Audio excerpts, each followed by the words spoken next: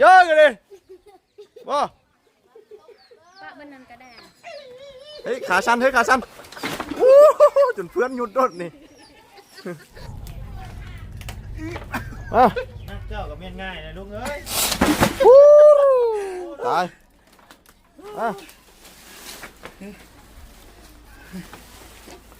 เฮ้ยลึกเลยเอาย่อไปเป็นหมุดลึกนี่นะ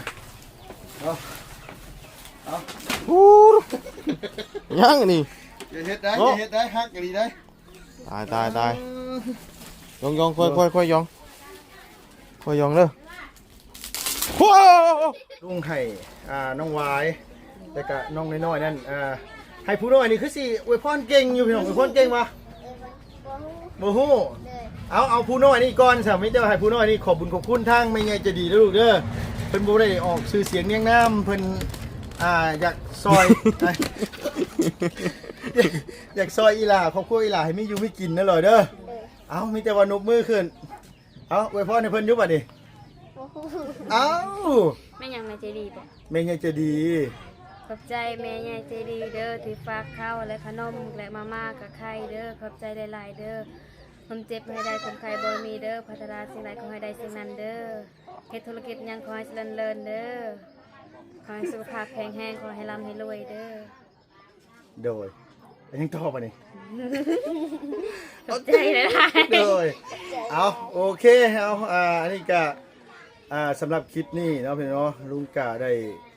เป็นตัวแทนในน้ำสะพานบุญให้ทางแม่เพิ่นก็อยากสุดจากซอยอยากให้น้องๆมีอยู่มีกินแม่เพิ่นก็เลยฝากขึ้นมาให้ลุงเป็นสะพานบุญให้แม่แล้วก็อยากทำบุญในเนื่องครบรอบวันเกิดแล้วว่าจังไดก็ลุงก็ต้องกราบบุญขอบคุณขอบมุขขอบใจแม่หลายๆเด้อ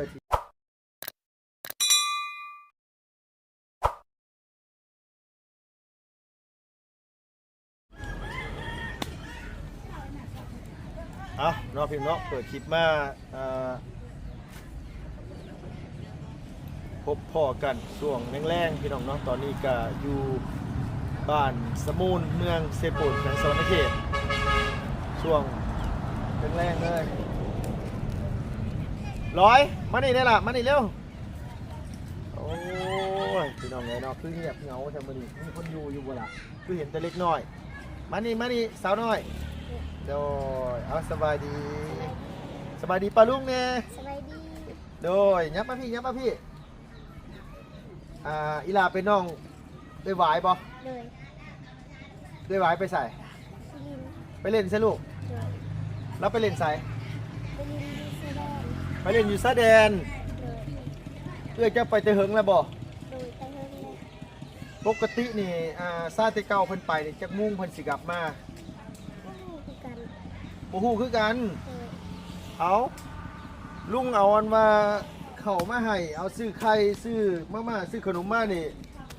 คันเอื้อยโบยูนี่ลุงไม่ได้เอาให้ได้อดแท้ๆแหละบัดที่นี่เอาเฮ็ดได้บัดที่นี่เบอร์โทรศัพท์เอื้อยวายบ่มีบ่มีมีแต่ปิดเน็ตเบอร์โทรแล้วได้เบอร์โทรศัพท์เราเป็นตัวเลขแต่บ่มีบ่ลูกมีคือกันแต่อีหลาโบฮู้เอาแล้วสิติดต่อจังไหนล่ะบาดที่นี่เจ้าอยู่เฮือนกับไผซะอยู่เฮือนกับน้องอีหลาซื้อหยังน้องง่ายเรียนอยู่ป.3 เรียนอยู่ป.3 มื้อนี้ไปโรงเรียนอยู่บ่สาเหตุเป็นหยังจังบ่ไปครูมีอยู่บ้านครูมีคนเสียเด็กอ๋ออยู่บ้านนี่มีคนตายครูเพิ่นก็เลยไปงานศพก็เลยบ่ได้ไปสอนนักเรียนอยู่บ้านอีหลาก็เลยบ่ได้ไปโอ้เขียนชื่อตัวเองเป็นยังนี่ฮะยังบ่เป็นเรียนอยู่ป.3 เขียนชื่อตัวเองยังบ่เป็นอยู่เขียนเป็นเนาะอ่านบ่ได้โอ้ยโดยพี่น้องเอ้ยมาฮอดจอดถึงเป็นที่เรียบร้อยอยู่บ้าน สมูลเมืองเซโปนแขวงสะเขตว่าสิเอาข้าวสารมาให้ทางน้องหวายพี่น้องเนาะไข่4แตะข้าว2กระสอบแล้วก็ขนมประมาณ 4-5 ถุงนี่แหละแล้วก็มาม่า3แก๊สพี่น้องเอ้ยอีแม่ใหญ่ใจะดีเฮาอยู่ทางต่างประเทศพอดีว่ามันมีโอกาสพี่น้องเนาะแม่เราก็เลยอยากทำบุญเราอยากทำบุญครบรอบวันเกิดว่าซั่นว่าเราก็อยากให้ลุงมาเป็นสะพานบุญซื้อข้าวซื้อของมาให้ทั้งครอบครัวเฮือนซ่านน้องหวายแต่มาบัดที่นี่บัดบ่เห็นซ้ำอยู่แต่อีหล่ากับน้อง โดย เจ้าเป็นคนที่เท่าไหร่เจ้านี่ คอยเป็นคนที่สาม เจ้าเป็นคนที่3 โดย โอ้อายุจักปีแล้ว 11 อายุ11 ปีเบิ่งหันมายืนใกล้ๆลุงว่ะเบิ่งพี่น้อง11 ปีหาที่เพียงเอิกเนาะ โดย โอ้ว้าวเล่าวชัดเจนว้าวเล่าวก็เป็น โดย ว้าวชนชาติด้วยค่ะ โบ ว้าวเราเทิงเป็นปะเราจะเทิงก็เป็น โดย สมมติว่าจะโดย โดย จะโดยนี่กินข้าวปะ โดย โอ้จะโดยกินข้าวโดยสมมติมาอีหลาเห็นลุงเนาะ โดย รอหรือว่างามนี่ว่าจังไหนว่าภาษาเราเทิง แต่ว่างาม งาม โอ้ยอะไรกับภาษาลาวเลยเนาะอันนั้นเนาะ โดยเอาบอยอกน้องเพิ่นอายุ11 ปีเนาะล่ะเนาะ โดย โอ้เรียนอยู่ป .3 โดย เรียนอยู่โรงเรียนอยู่ไสโรงเรียนบ้านนี่บ่ โดย โอ้อีหล่ามีเอื้อยจักคน สอง มี โดย 2คนที่3น่ะแม่นเจ้าเลย โดย แล้วมีน้องจักคนบัดนี่ มีน้องหก มีน้อง6 คน โดย รวมทั้งเอื้อยทั้งเจ้านี่เป็น9 คน โดย เดี๋ยวลุงขออย่าตถามอีหล่านอนอยู่ไสนอนอยู่เพื่อนๆนี่ โดย ป๋อหน้าหนาวซ้ำมันบ่หนาวบ่โทบ่นาง แต่เรียน หนาวคือกันแต่บ่มีเพื่อนอยู่ โดย อากูพี่น้องเอ้ยพ่อกับแม่เจ้าไปไสสละ ไปอยู่ป่า ไปป่า โดย เพิ่นไปเฮ็ดหยังลูก ไปเก็บ เฮ็ดหยัง จด ไปเฮ็ดมันต้น โดย ไปกลมันต้นโอ้โดยพ่อกับแม่ไปอยู่ป่าเพิ่นสิกลับมาจากมุ่งบัดนี้ 4 โมง 4 โมง โดย โอ้โดยไผสิย่างมาน่ะ เอื้อย เอื้อยเจ้าอ่ะ โดย เอาเจ้าคือบ่เห็นซะว่าเอื้อยเจ้ามาบ่บ่เห็น โดย โดยเอาพี่น้องเอ้ยยังดียังมีตัวแทนเว้าเก่งขนาดนี้เอาสบายดีเด้อนังเด้อสบายดียับมานี่ไปใส่มา เมื่อจะโอนเงิน ไปโอนเงินโอ้ก็ดีแล้วโอนให้ลุงในจัก100,000-200,000 หรือแม่นเขาซื้อเครื่อง อ๋อเขาซื้อคือไปโอนไปซื้อเครื่อง โดย อ๋อ มีแบบว่ามีคนรับซื้อเครื่องไปคอย อ๋ออีหลาขายเครื่องออนไลน์ โดย ซุมื้อนี้ขายเครื่องออนไลน์บ่ แม่น เอ้า ถ่ายได้มือเดียว โดยบ่ต้องอย่าอายก็เลยไปโอนอยู่แสดน โอนอยู่มันดก เอาไปบ้านดงมาไปน้ำกันกับไผ่นั่ง น้ำหมู น้ำมูเจ้านี่บ่ซื้อหวายบอกลุงกับผมคอยได้ถ่ายน้องคนจะเทื่อแรกพี่น้องเลยนี่ไงพอดีว่าทางลุงเข้าไปหาน้องนาร้อยเมื่อกี้นี่ไปหาทั้งอาเพิ่นอดีตอาเพิ่นแล้วให้น้องเพิ่นโทรมาหาแต่ว่าน้องนาร้อยเพิ่นบ่ออกมาหาเพิ่นหนาวก็เลยเสี่ยงมากแต่ว่าน้องก็บ่อยู่อีหลีแต่ว่ายังใครอยู่ว่ากลับมาทัน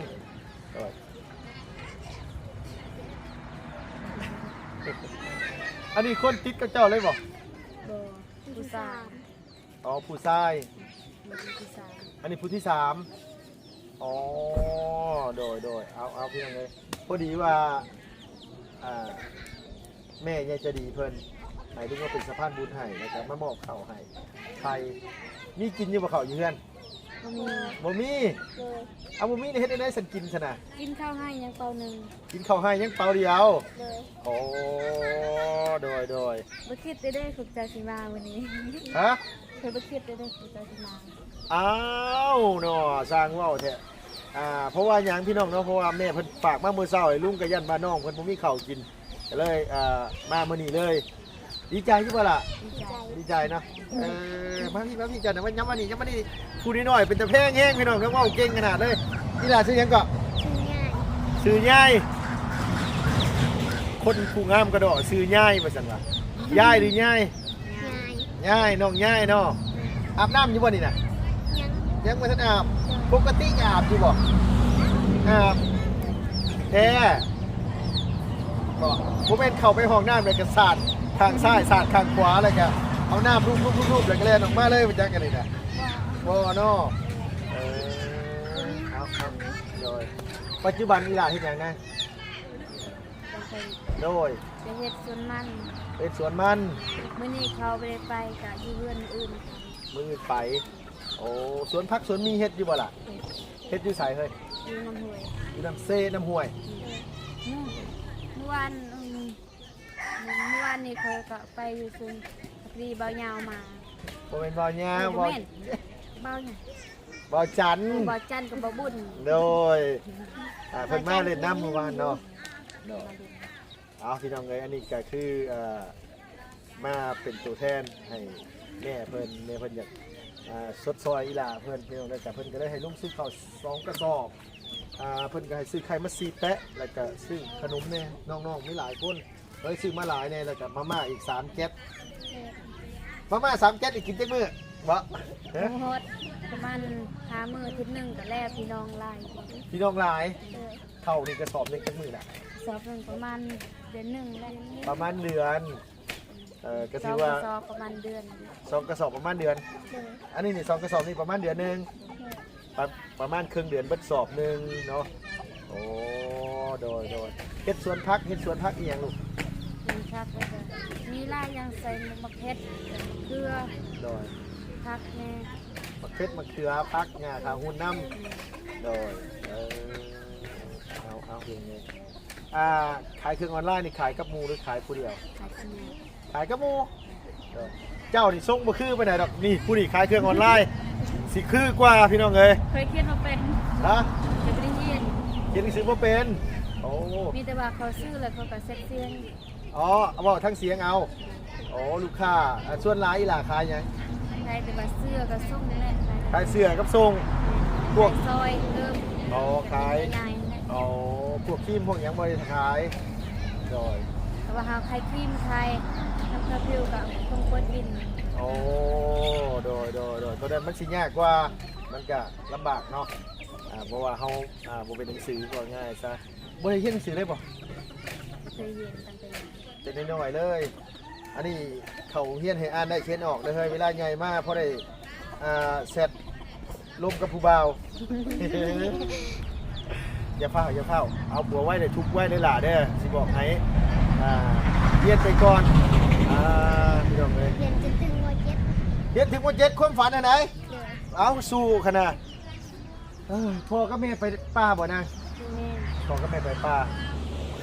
เดียวตั้งแต่อันนี้มาลุงยังบ่เคยถ่ายอันเพื่อนน้องคนจ้าเถื่อพี่น้องเลยขออนุญาตสิขึ้นไปอัปเดตครอบครัวเพื่อนซ่านของน้องเพื่อนเนาะแต่เบิ่งในตาเปล่านี่นะหน้าหนาวเข้ามาซ้ำพี่น้องเลยหาหมองรี่หมองส้นบ่เป็นพุ่นแล้วมันขาดมันพังเมื่อไหร่เนาะ เลย ไม่ตกขอบตาบ่ได้มีบ่ลูกหล่ะ บอ บ่มีเลย เลย ลมหนาวๆแห้งๆนี่บ่อยากมันล่มบ่เลย ย่านทุกย่านแต่ว่าเฮือนเองก็จำเป็นอยู่ คือบ่ปลุกตูบน้อยอยู่ละลอย บ่มีแต่ว่าอยู่บ้านมันใกล้โพด ไม่นะมันบ่มี แม่หายา ไม่หายากมันไกลโพดเดี๋ยวมันเอามายาก เห็นว่าเขาเฮ็ดยังบ่มแม่ก็มี อ๋อฮอดยามเพิ่นเฮ็ดยางโบงน่ะเพิ่นเอาไม้ยางโบงมาถอกปอกเปลือกเอาแต่ก็เอาไม้มันเฮ็ดเนาะได้เลยเนาะ ได้ โอ้โดย เคยเลยไปมันโดมกะไปอยู่เฮือนแบบว่าเฮือนน้องนาสาวเอ้ยละน้อยเสียชีวิต โอ้ เคยมาแวะอยู่นั่นไปดินน้ำแม่ย่า อ๋อบอกไงว่าเจ้ามาแวะขึ้นน้องหนาน้อยเอาตอนลุกไปเอิ้นตัวอยู่หันบ่ ไปเฮือนอยี่กินยาก อ๋อบ่ได้ไปเฮือนน้องหนาน้อยเนาะบ่ได้เอาไปเฮือนญาติน้องหนาน้อย ครูเขาอยู่กันทุกอย่าง โอ้โดยคือเมื่อกี้นี่แวะเฮือนน้องหนาน้อยบอกว่าให้โทรหาน้องวายให้แน่ว่าลุงสิเข้ามามอบของไปแล้วบัดที่นี่ว่าลุงจอดรถท่า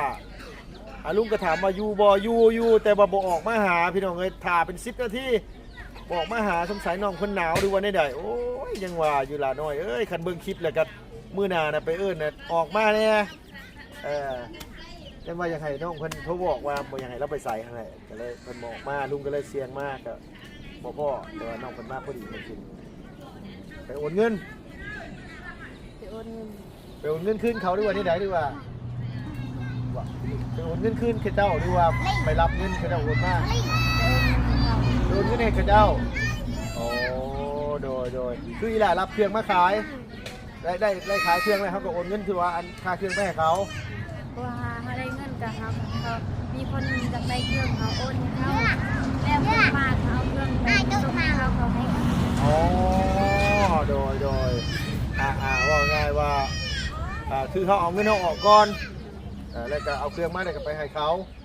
คันมันบ่ตรงปุ๊กเขาบ่เอาได้เสือเฮ็ดได้เถิด บ่ต้องพกกับตีกลับคือเก่านั่นแหละ ดีครับคือเก่าโอเคไปนี่แต่ว่าขออนุญาตอันขึ้นเฮือนน้องเพิ่นก่อนพี่น้องเลยเนาะไปบัดนี้พาขึ้นได้ล่ะจักหน่อยจะมาแบกกระสอบเข่านะ เยอะบ่ไหว ฮะ บ่ไหว โอ้บ่ไหวกันแบกได้เฮ้ยบ่ให้ลุงแบกลุงบ่ได้แบกเด้อให้พี่น้องซอยนะ ให้พี่น้องซอยคันว่าแบกเองนี่บ่ไหวบ่ป้าไหวเฮือนตัวนี่มันสิมุมบ่เฮ้ยลมหนาวปีนี้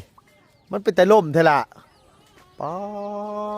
โธ่พี่น้องไงเบิ่งขออนุญาตถอดแว่นเบิ่งคักๆก่อนคือคักคือแน่แท้ไปพาขึ้นไปเบิ่งแน่นะนอนอยู่เฮือนนี่บ่ไหวหรือว่าตดไปนอนเฮือนหมู่ไปนอนเฮือนหมู่เนาะ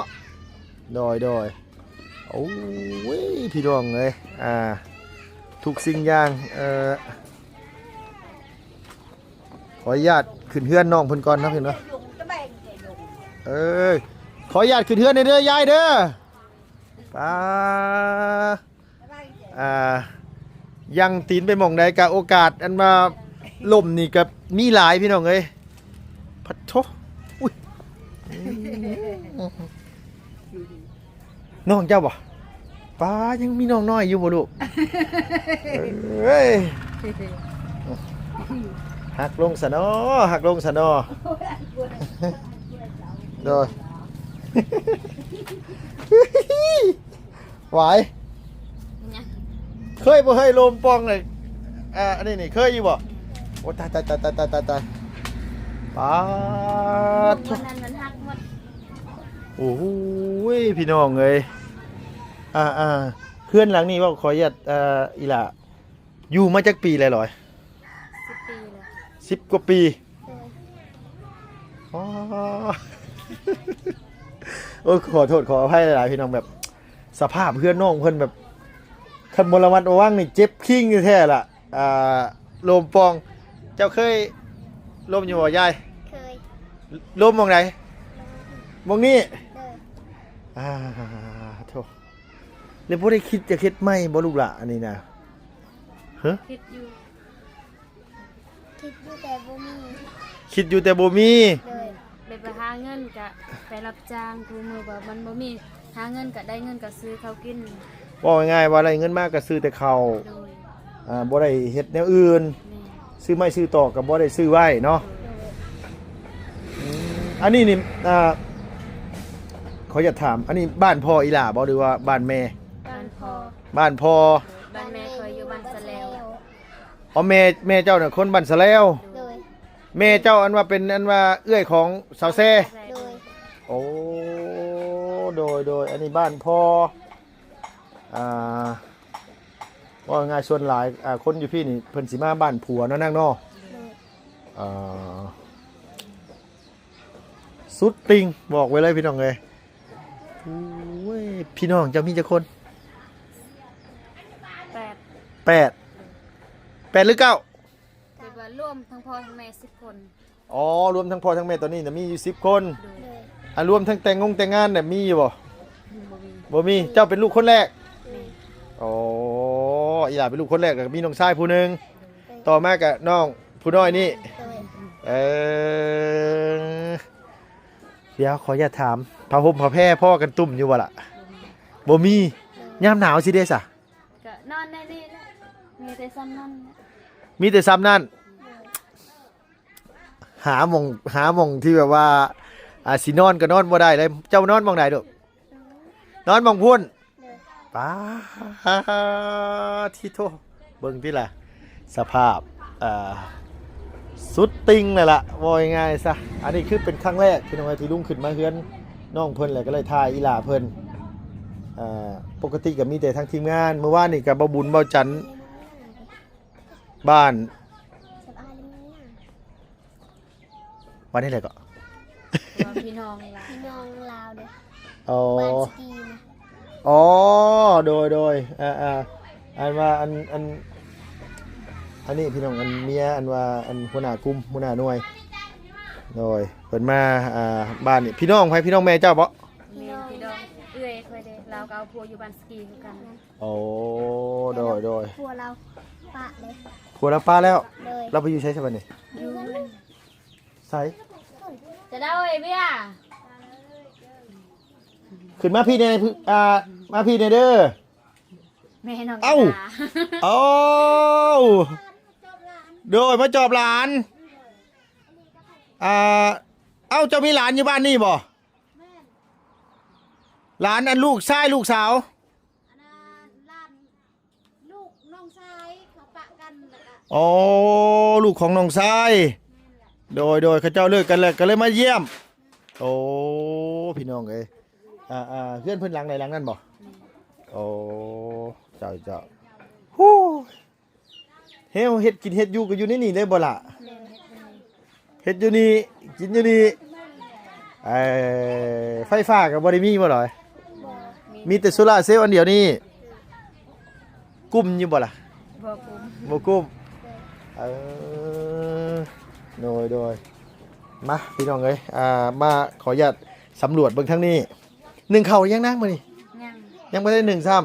ำโอ้ยปอนแข่งไปทางไหนคนแห้งอ้วนอยู่ไม่ฮักลงนี่กับพ่อแห้งเดี๋ยวเจ็บขิงนี่แหละมีใครเคยตกป่ะอยู่นี่ เคย ใครตกเฮ้ย น้อง น้อง อันนี้นี่ก็ฝนตกมามันอยู่ได้อยู่บ่ได้แล้ววะไหวอยู่บ่ได้พี่น้องเนาะเอาพี่น้องเอ้ยขึ้นมาเบิ่งเฮือนเบิ่งซ่านน้องเพิ่นเรียบร้อยแล้วหม่องนอนก็แทบจะบ่เป็นที่เป็นทางเลยว่าง่ายก็คือมันเฮือนหลังบ่ใหญ่แหละครับเฮ็ดอยู่เฮ็ดกินก็อยู่นี่พี่น้องเอ้ยว่าง่ายก็อยู่แบบสบายว่าง่ายซะ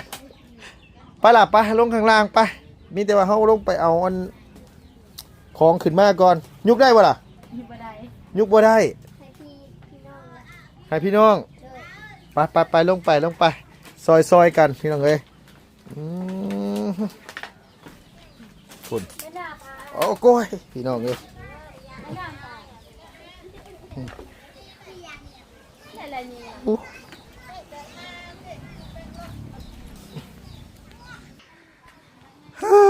บ่บุญเอ้ย ไอ้มีพายุบ่ บ่มีพายุมีแต่น้องเพิ่นมีแต่ว่าสิอาสาแบกขึ้นให้และจับกล้องให้ข่อยแน่เจ้าโดยสบายดีโดยฝันได้เฮือนแบบน้องนำความฝันได้เฮือนแบบน้องนำ ผมฝันจะได้เฮือนแบบน้องน้ำ แม่น ขายคือออนไลน์ดีๆใช่ไหมมาเอาบามาแบกเข่าก่อน แบกเข้ากันฮะ ก็ได้ บ่ได้ เลย ไหวอะไรบ่ไหว บ่ไหว บ่ไหวเอาแล้วเช็ดในในสมบูรณ์มาที่นี่ไงมาจับมาโยมาใช่ให้ลุงมา พอแล้วก็บ่อยู่บ่ เอาไปตายเลย เอาหิวไปแล้วนะใครเคิลน่ะ โดนหีบใส่มาได้ ไปตามไปเอาขนมไปละขนมมาไปเบิ้งไหวบ่ลุงบ่ฮักบ่เพื่อนได้สิฮัก โชคก็ว่าจะยันเฮือนหัก วู้เยอะกันเลยบ่ ป้าบ้านนั้นก็ได้ เฮ้ยขาสั้นจนเพื่อนหยุดรถนี่โอ้ยเนาะ ไปเอาขึ้นมายุ่งละ เอาขึ้นไปดึงไปก่อน เลย โอ้ฮักอันนี้นี่มาอีกชอบหนึ่งฮักได้นี่ลุงไปแบกมา โดย โอ้ ไปเนาะย่างนี่นกกระเดียแท้นี่โอ้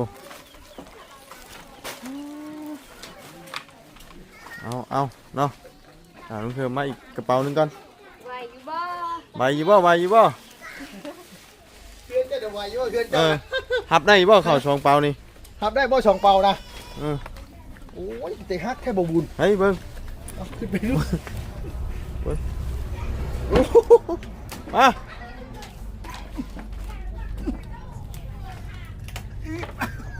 มา เจ้ากับเมียนง่ายนะลุงเอ้ย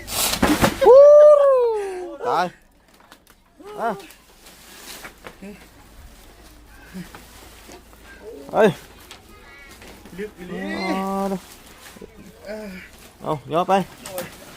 เป็นหมุกลึกนี่นะ ยังนี่ อย่าเฮ็ดได้อย่าเฮ็ดได้ฮักกันดีได้ ตายยองค่อยยองเด้อว้าว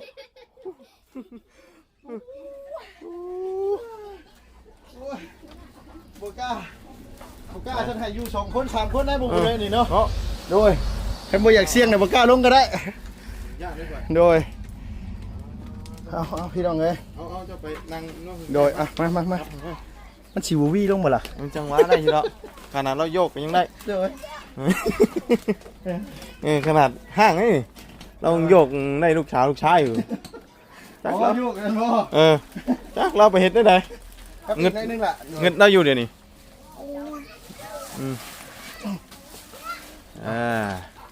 โดยเอามีแต่ว่า